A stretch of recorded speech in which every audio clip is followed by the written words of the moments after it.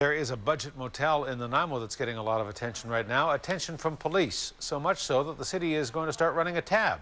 Every time the police are called to the Value Lodge Motel on Nicol Street, the city is going to charge the company a fee after designating it a nuisance property.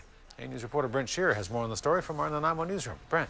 Hudson, Nanaimo's police resources are already stretched thin. The RCMP recently asked City Council for an additional 24 officers, which is a significant number considering the force has roughly 125 members. And so the city says after reviewing the hundreds of calls police have made to a motel on the edge of town, it had to take action. The city of Nanaimo says this budget motel needs to shape up or pay up. Police have been called to the Value Lodge so many times that it has been flagged as a nuisance property. From January to October of this year, the city says the police were called to the motel 357 times. That's an average of more than one call per day. And if the owners don't make some changes, it's going to wind up costing them a lot of money. What we are doing is charging them once it's declared a nuisance property. This particular one was in October, and as a result, every call from that time on will be charged to them, and the charge itself will be levied against their taxes. Already, the Value Lodge has racked up nearly $5,000 in policing charges in just 2 months.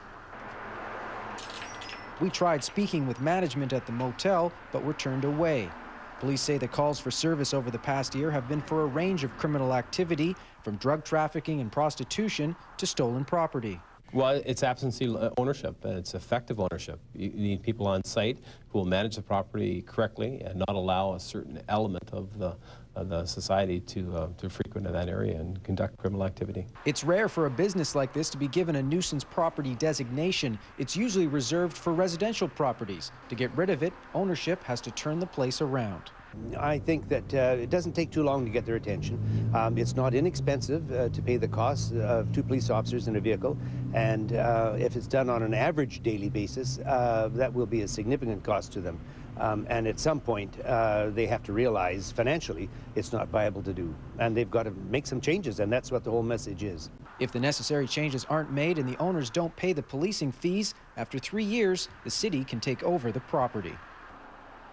To help deal with the shortage of police resources in Nanaimo, City Council is looking at a proposal to fast-track the hiring of 10 new police officers so they could be working within the next 2 years. Longer term, police in Nanaimo want to add 24 new officers over the next 5 years. Hudson? All right, Brent Shearer reporting in Nanaimo. Brent, thank you. Thank you.